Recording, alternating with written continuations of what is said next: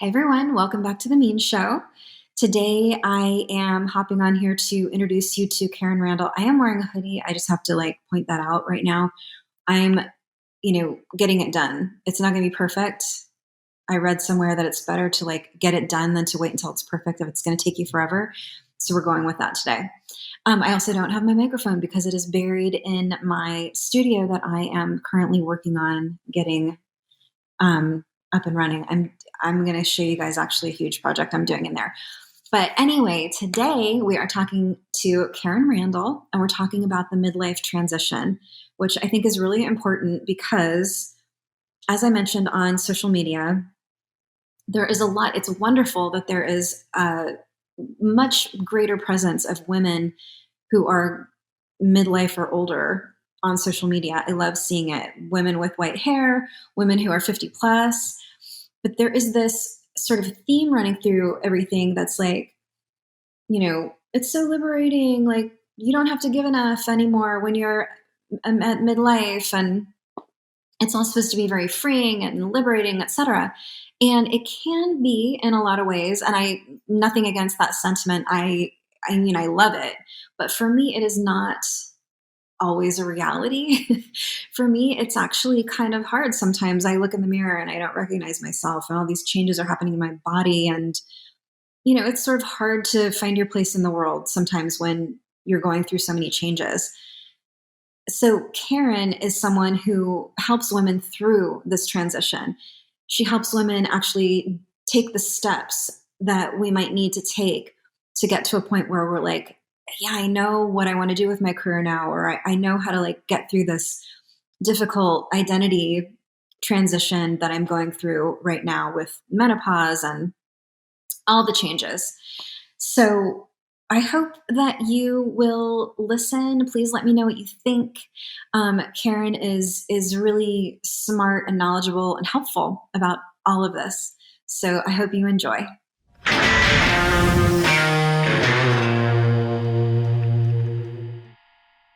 So, Karen Randall, thank you so much for joining me today on The Mean Show.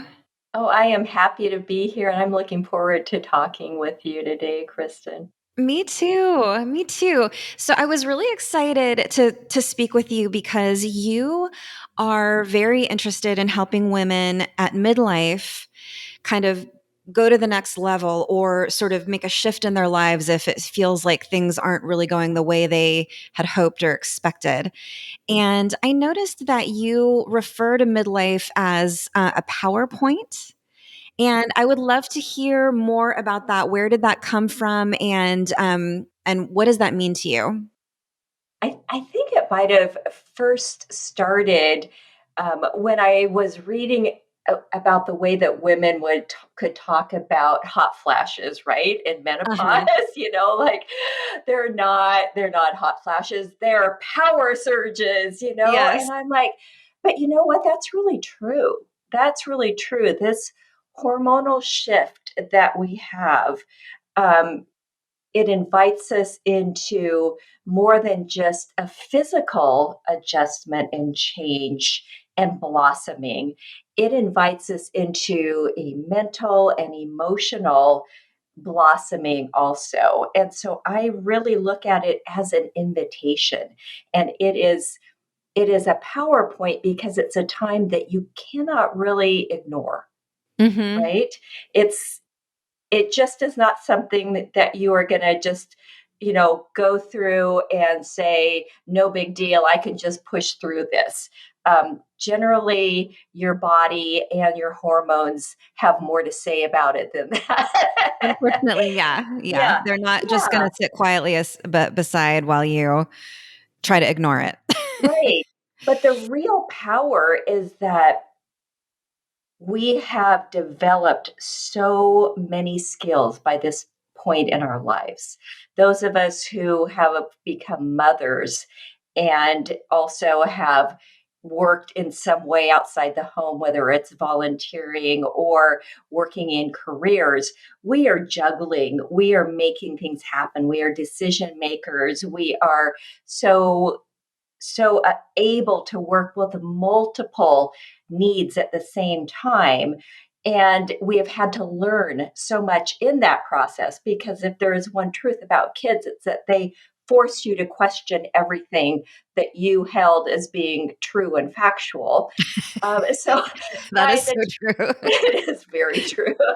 And so by the time you get to this point, you have so much wisdom as well as knowledge and experience that you really have the power to make an informed decision about what you want to do in this next stage in life.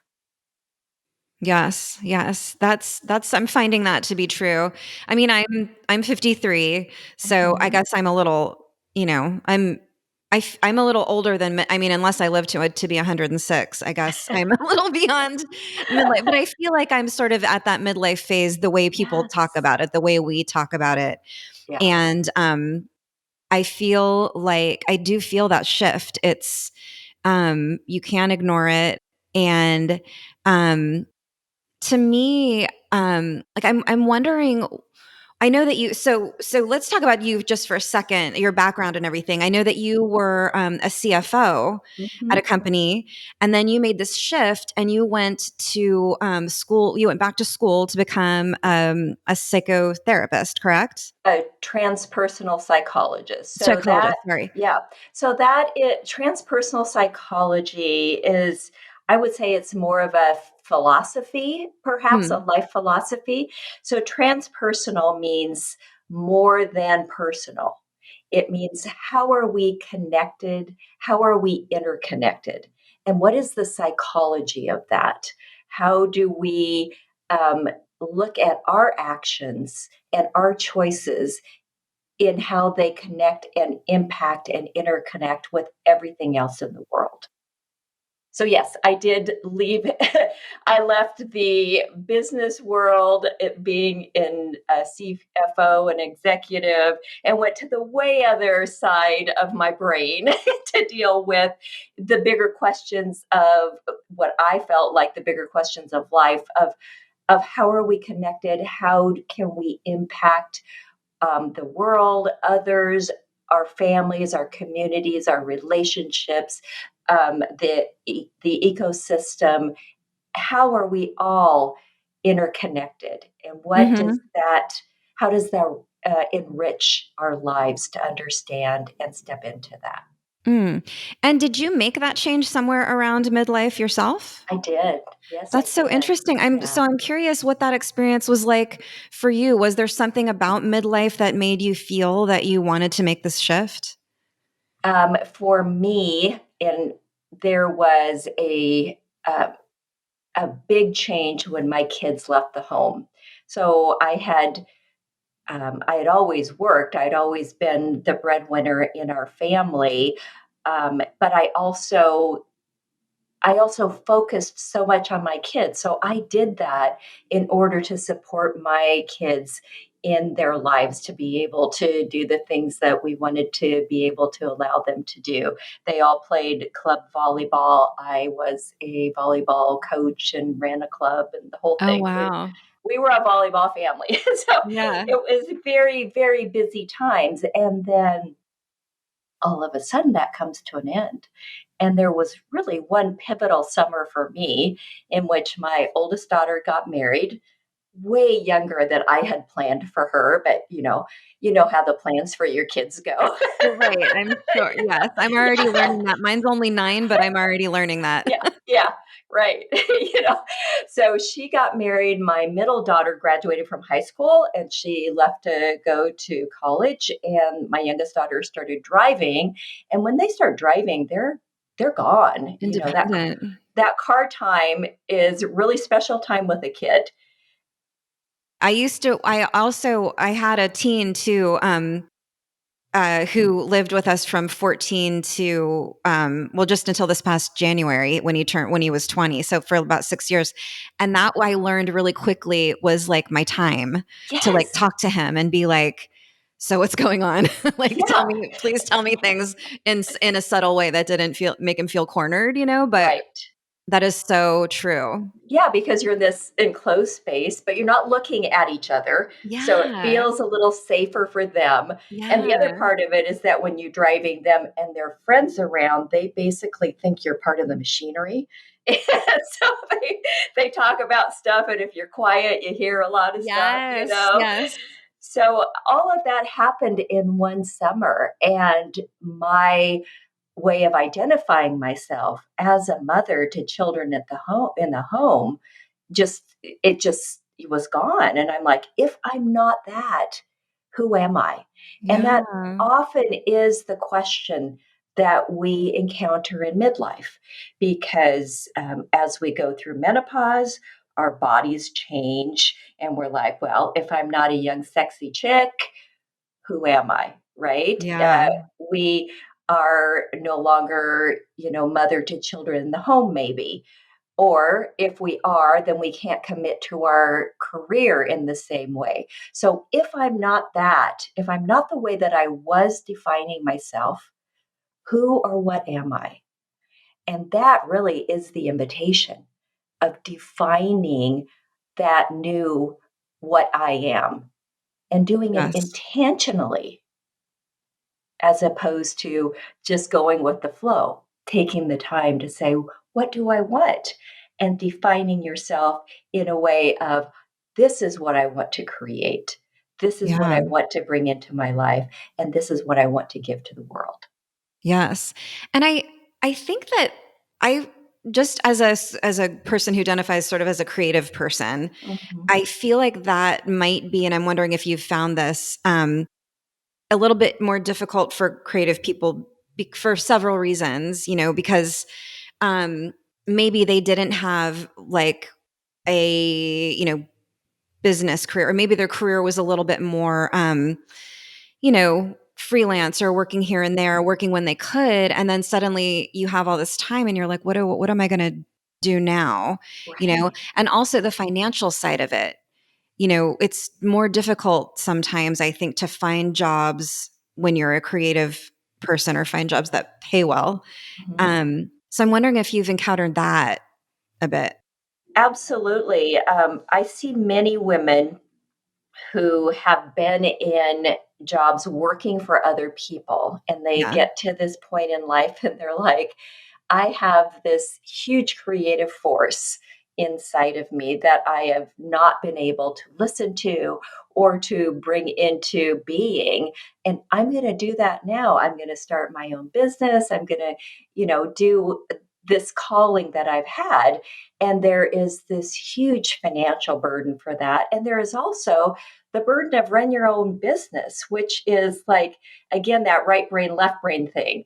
You Yes. know, if you end up doing something that is your passion and it becomes something you have to do for work, you really start to take away from the joy sometimes of doing it, right? Yeah. So it really is a balancing act of defining, what do you want to do to make money? What do you want to do that feeds you?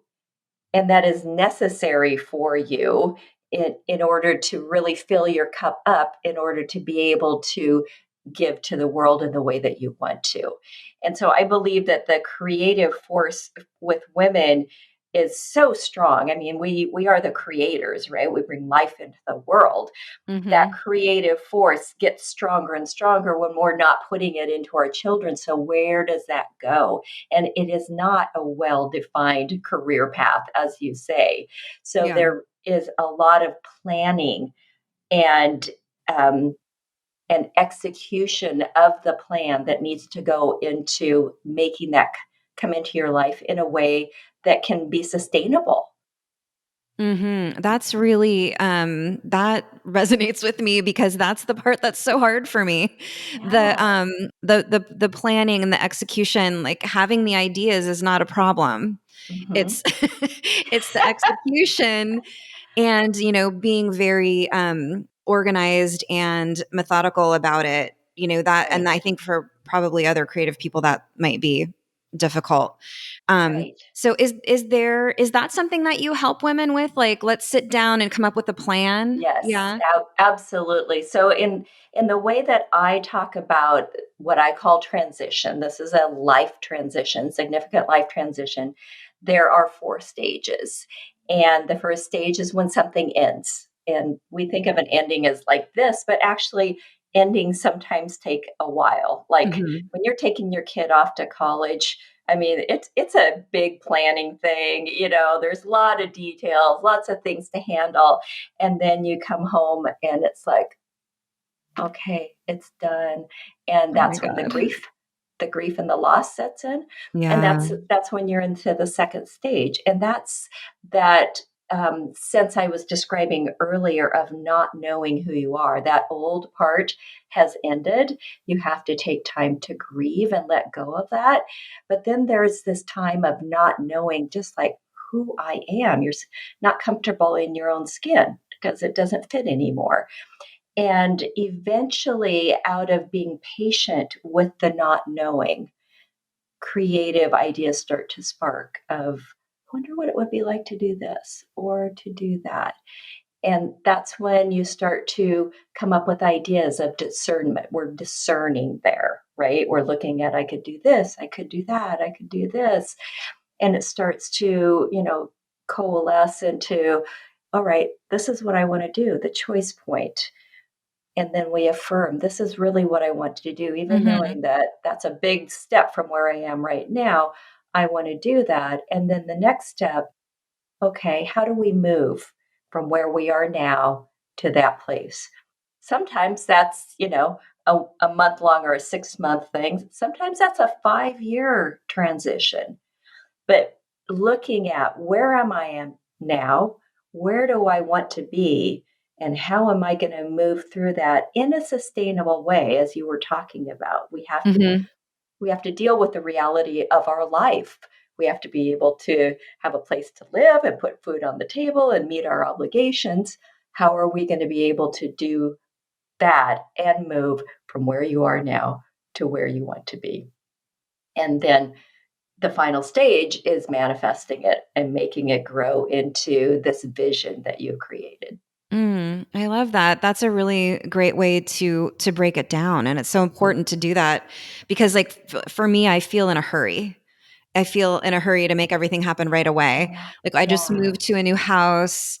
There's more financial pressures now because we have a mortgage, and I feel like, okay, I need to make a lot of money right now, and I think that it's a good reminder to be a little bit patient, and because the outcome will be better Yeah. probably in a shorter period of time, actually, if Well, and I we can think be a little patient. having a plan does help to relieve that pressure, right? Because it's a lot Yes. of times that hurry up thing is because I don't know how I'm going to do it, but I got to do it, Yes. right? Yes. Yeah. Yes. So the plan is super important. Yes. Yeah. Yeah. Yeah. Um, and so another thing that I thought was very interesting when I was reading through all your information, your website and your bio and everything is you talked about um, making peace with your past. Yeah. And I think that's so interesting to think about. I mean, it's sort of simple when you say it seems simple, but that really seemed important to me because sometimes I feel like I've been all these different people in my past. Like the person Yeah. I am now is so different in my mind from who I was in high school, college, my 20s, my 30s. Like I feel like and sometimes it's hard to reconcile all of that. And I've noticed it a lot. I have my dad visiting right now Hmm. from Pennsylvania. And you have memories of growing up and that kind of idiot I was in college and stuff like that. I'm like, I hope he sees me as like a responsible adult now and not like all that, all those mistakes I made, all the, stumbles that happened. Mhm. I hope, and so how do you help women like kind of reconcile their pasts with their present? One of the things that I think is really important is to realize that you are who you are right now. because of every single one of those experiences. If Right. even one of those had been left out, you wouldn't be who you are right now. And then the question is, do you like the person that you are right now? Yeah. Right? So if you love who you are right now, then it's a lot easier to say, yeah, that was hard. That's embarrassing. I have Yeah. shame about that. Yeah. But what was the lesson that I took from that that I now share with others? I have Yeah. great compassion for somebody or a young kid going through that. It helps me as a parent to see my child making these types of decisions and mistakes and understanding it's part of the human experience of growing and going through that, and we develop compassion for other people when they make bad decisions and bad mistakes.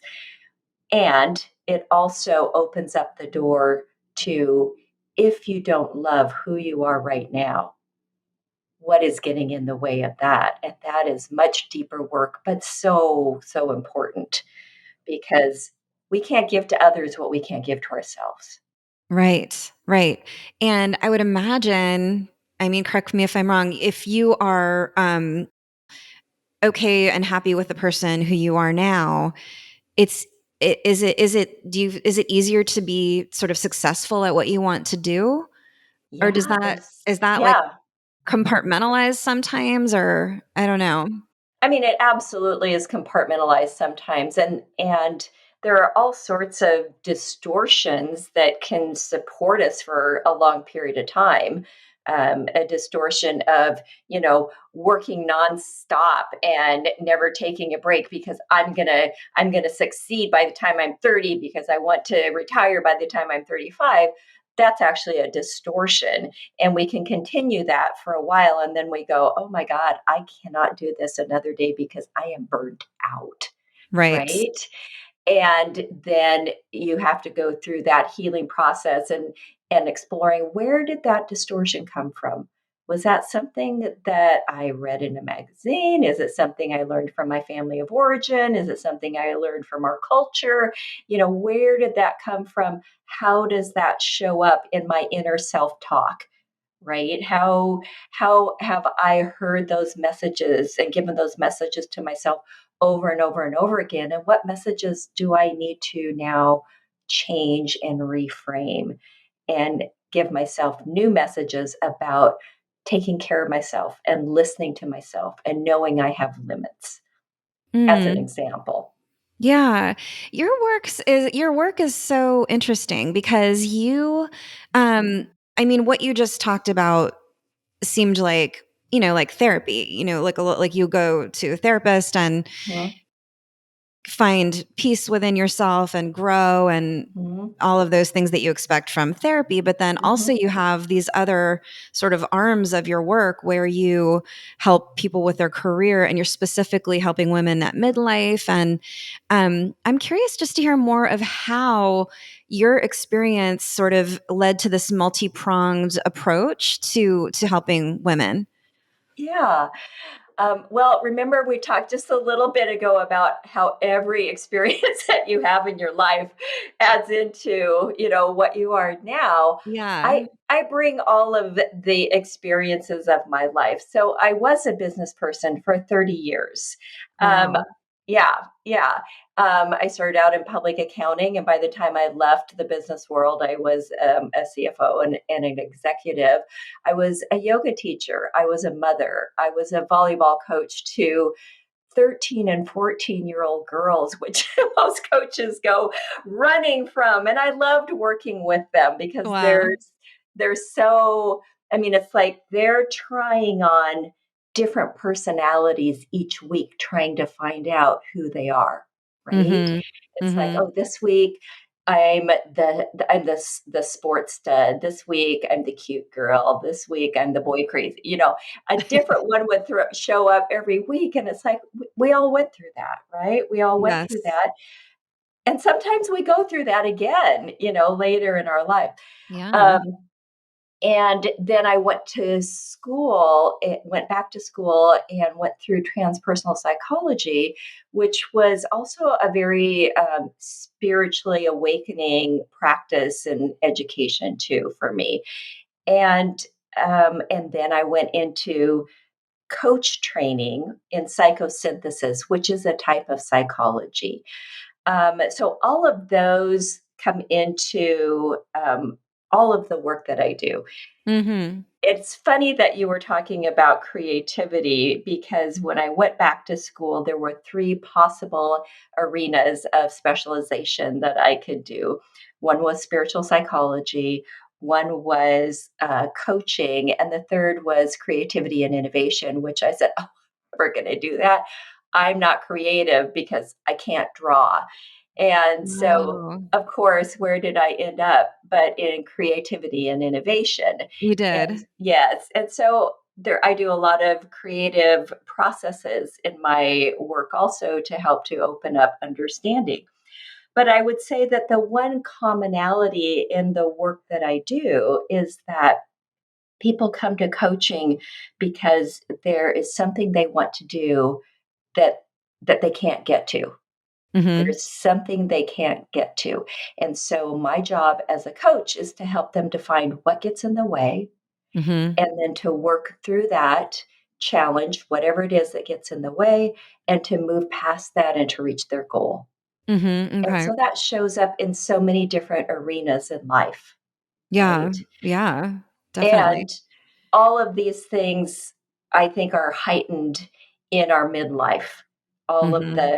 the areas that I work with, whether it is physical health and losing weight and exercise, or if it is career change, or if it is dealing with aging parents or Mhm. relationship challenges and divorce. All of those are the challenges that are heightened in midlife. And Mhm. how do we use those as a springboard, as a catalyst for creating the next stage in life to be one that has purpose and meaning and value? Yeah. Um, it's interesting. We were talking about how there are so many pressures at this point in our lives, Yeah. and we, financial, pressures are one of the big ones, Mhm. and because we've got potentially parents we're taking care of suddenly, and then sometimes I know the empty nest is usually the kids are gone, but sometimes the kids come back Yeah. and they Like, need. look at, what happened in quarantine, how many kids Yeah. ended up going back home, right? Yes, yeah, and Yeah. they need sometimes financial help, and so but then if you're stuck, you need a way to, like, break through and, find that, like, income potential. Mhm. So, but I imagine it's difficult for some women to make that decision, like, "I'm gonna spend money on coaching, or I'm gonna spend money on this thing Absolutely. that it is probably gonna help me, but how do I rationalize, spending money on this thing when I'm not making that much money, or you know what I mean?" Right, right. So I'm curious, what do you say to women who are kind of finding it difficult to spend money on that kind of thing? I have a couple of things that I say. The first thing is, well, if you're having a hard time investing in yourself, then that's the first thing that we want to talk about. And Yeah. let's start with just a small investment and see if you get any value out of it. Let's have 3 sessions and see what we can do, and then we decide from there. And that is one of the biggest differences between coaching and psychotherapy. Coaching is for a specific number of sessions, and then there is a conversation. Are we moving towards our goal of working together? Is this supporting you in the way that you need to be supported? Do we want to continue to work together? Would you like me to refer you to someone else? Or are you good on your own? And a lot of times, 3 sessions is sufficient if it is, a smaller challenge. If it's a bigger Hmm. challenge, we're talking about a longer period of time. So Right. it's very much client driven, client specific. There is also uh, this belief in knowing that there is no power differential. So I don't know more than the client does. In fact, I believe that the client has the answers. And my Mm. job is to help her to listen to them from herself. And I Mhm. do that by asking questions Mm. to help her to listen. Yeah, oh, I love that. I love it sounds like you're very honest with your clients about, it might not take that long.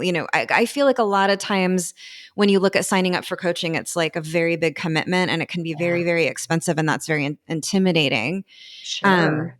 and also I'm curious about your take on this. I'm seeing a lot of coaching, like a lot of coaching advertised. Yeah.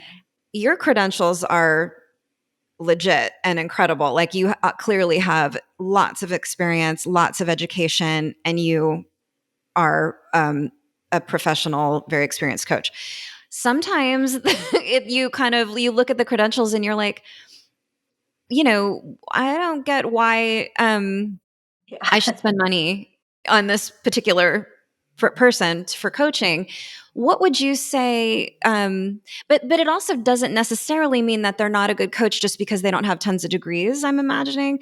So Mhm. I'm just curious. What would you say to look for in a coach to make sure that you're going to get a lot out of it, that it's going to be worth the investment? Well, you did identify one thing, which is look at their education, their background, and their training. Um, and I would say that all coaches will have a introductory session that should be at no charge, Okay. where you see, do we even connect with each other? Yeah. Because not everyone's going to connect, right? Yeah. And how do you know? Unless you have that, chance to meet and talk without there being any of the pressure of this is costing me money, there has to be value.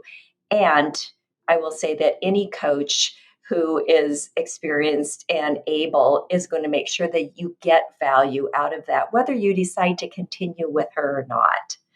Um, it's it's a it's like a no lose kind of a situation. Yeah. Meet and talk, you'll get something out of it, and then you can decide if this is a good fit or not.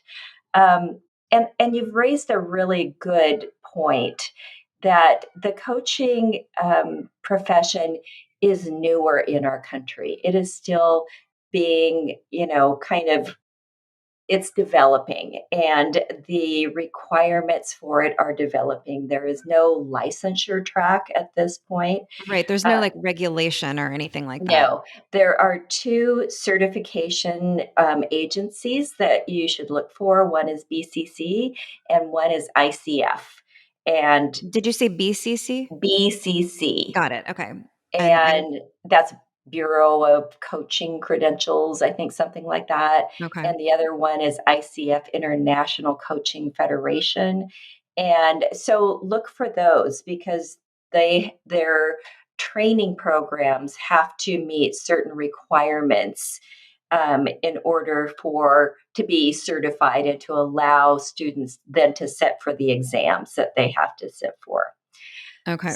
So those are two really good ways to check and to start to discern if it's a good coach.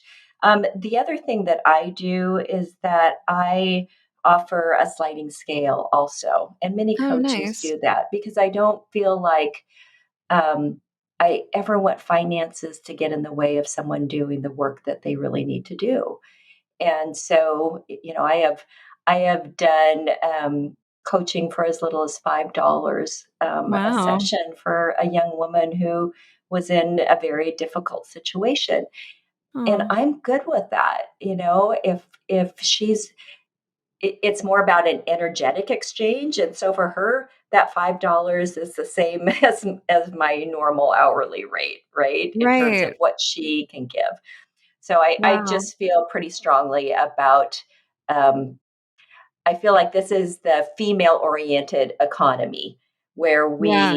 where we give what we can and accept, what others can pay, and Yeah. we trust that there's enough for everyone. I love that.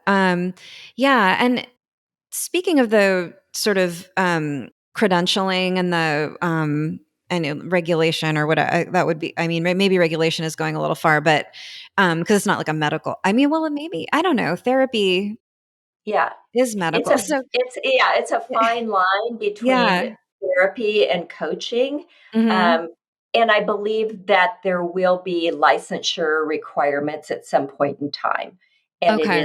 it is still developing, and licensure is different in every state for all Oh, professions, right, right? right, And right. so some states may get to it sooner than others, but you are right. There are coaches everywhere, and the programs vary so much.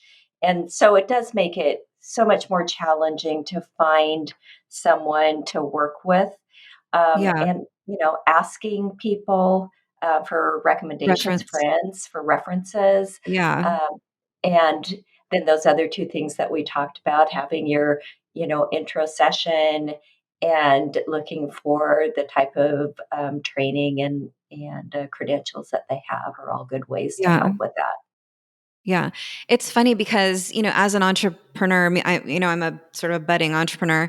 Um, I come across all these, like ads and recommendations to become a coach, like Okay. make money by coaching. And I'm like, Yes. I need a coach. Like, why are you telling me to be Yes. a coach? I find it seems like something that, um, I'm not really sure who the people are who are encouraging people to become coaches, like what they're getting out of it potentially, but I'm seeing a Money. lot of that. Yeah, But there's a so are lot of they money in trying it. sorry? There's a lot of money in it. I mean, They're and so they're saying, like, "Come to us for training to become a coach, pay us, and then yes. you can be a coach." I get it, okay. Yes, yeah, and That's it's why I'm very seeing that. similar to what happened in the yoga industry. Mm, I was a yoga teacher, and before long, yoga teacher training at first was like hard to find, and it was mm, very intense and very well rounded. And then studios realized that they weren't making enough money or that much money just teaching classes. So they all started doing their own teacher trainings because there's big money in that. And it became more about doing the teacher training and then having the teachers, to teach your kind of yoga, but it wasn't as well rounded. It wasn't as fully developed as what had originally been there. And right. it's kind of the same thing has happened in coaching right now at this point in the cycle, I believe.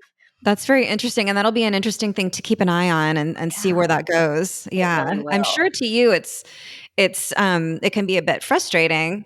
It can be. Yeah. It 'Cause can be very frustrating. I can Yeah. imagine, Yeah. yeah. Yeah. Well, I'm curious to go back to something that you mentioned at the beginning. Huh? You said that you have 7 grandchildren, Yes. and I think that is so exciting, and that's something that I've been reading a lot about menopause and, Mhm. like, why do humans live for so long after menopause? Like, why did we evolve that way? Yeah. And I've read a lot about one of the reasons is because of grandmothering, because we can be of such help to our Yes. offspring. And so Absolutely. I'm curious to know what your experience has been like as a it's something to look forward to, as a Yes. midlifer. A lot of my high school classmates are actually already grandparents. I'm just a late bloomer. but but yeah, I'm curious to hear about your experience as a grandparent. What's it been like for you? It's being a grandparent is amazing. It really is because I look at my job as being unconditional love. That's what Yeah. I don't have to do the other stuff. Yeah, you don't have to you do know? the disciplining and all that. No, and I also at this point I don't have to rush. And so when we're outside and I'm walking around with them or playing or whatever, I can just be in the moment, and that's Yeah. also because of the work that I've done in my life and learning how to do that and developing those skills and realizing the wealth that that brings into your life. But, looking at the world through the eyes of a young child is just, everything is fun. Everything is delightful. You know, Yeah. everything everything is just amazing. And it's like, wow, you forget a flower is incredible, a bubble, Yeah. bubbles, you know. And so it's really a gift to be able to spend this time with them. And the point that you raised about the importance of grandmothers, and historically in indigenous cultures this was called the crone, which in our culture that's has such a negative connotation, but in indigenous cultures the crones were the ones with the wisdom who actually consulted and provided that to the elders of the tribe. They were the elders Mm, also, and were part of the guiding force in what was happening with the tribe and with the village, because they had the wisdom and the knowledge that they shared from their perspective, which was different than the male perspective. There was balance. And yeah. so it is an extraordinarily important time in our lives to share what we have gained, what we have learned with the next generations. And I Yeah. find myself doing that with my daughters, just as they're going through, the challenges, the questions that come with motherhood Yeah. and with their children, and, sharing what I think is important and what I value and what, giving them that perspective. Mhm. It's a gift and it is a responsibility. Right. Yeah. I love that. And do you feel our society shifting a bit to sort of value older individuals more? I mean, I'm sort of immersed in this looking at midlife and the evolution of how people view midlife and like women letting their hair go white and, Mhm. making it more It's acceptable. happening. Yeah. It's Mine is happening. mine is too. Yeah, and I feel but maybe I'm in a bubble. Like, do you feel that society is shifting to accept older age or to value older age more? I think that it is just beginning. Yeah.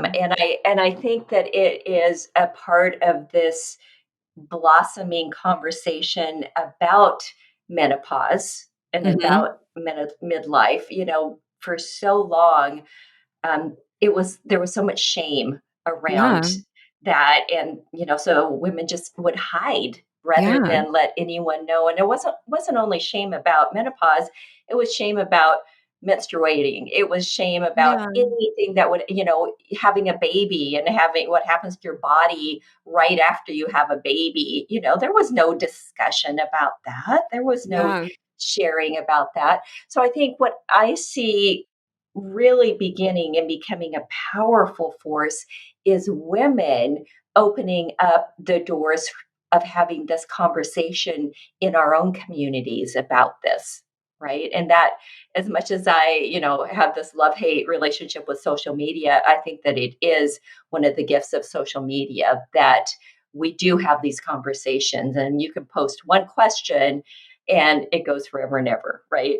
So Yes. I think that that is really starting. And as we open up that conversation, we see that, well, menopause is actually it's reverse puberty, right? It's just another Yeah. part of life, the reverse puberty. And that we don't die after that. We actually live a lot of life after that. So I do Yes. think that it is that the wave is starting, right? It's starting to go up, to rise up, and it's going to come crashing down. I did have a very interesting experience not long ago. I had done a guesting on another podcast, and they were talking about an organization called the Menopause Cafe that this woman had started from Europe, where they go into businesses and they just host a cafe about menopause, and whoever wants to comes into the lunchroom and they talk about it, men and women, whoever, whatever. There's no facilitation really. It's just like, Okay.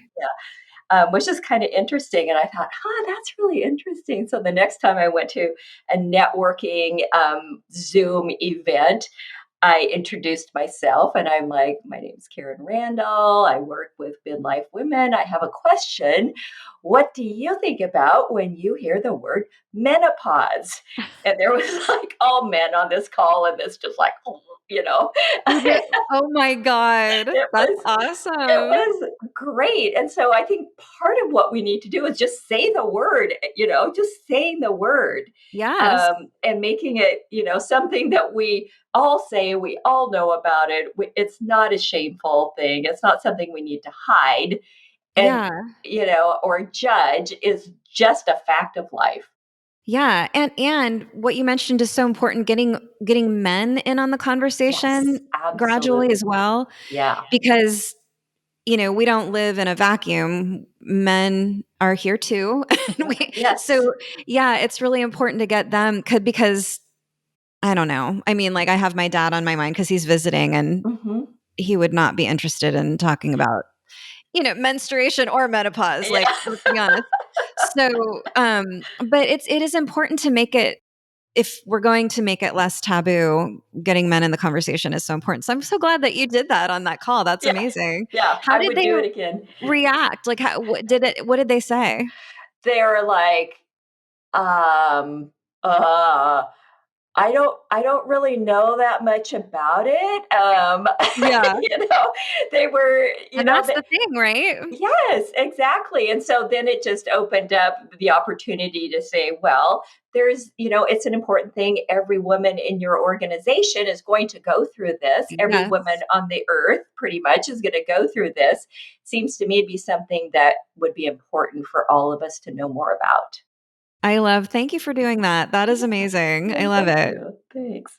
Well, Karen, thank you so much for this amazing conversation. Oh, thank you. It's been really interesting and educational, and I might be calling you up for a session actually because I I would think love that. I think I could use your help. Oh, I would love that. I would love that very much. And I do offer a no charge per session. So that would be great. I would love it. Yeah, Yeah. I mean, I feel like I got a little intro, like a little taste during our conversation, and Yeah. it just seems like such a great idea because it is difficult to get focus and perspective when you're thinking about all these changes that you're going through, and just Yeah. to have someone to help you do that, it just seems really important. So thank you for what you do, Oh, thank you. Thank and you thank you so for the much. great conversation. Yeah, I have loved being on here and chatting with you. It has been great. Thank you so much for the work that you do. Oh, thank you. Thanks. Yeah. Yeah, my pleasure. Yeah. Yeah. Okay. All right. Take care.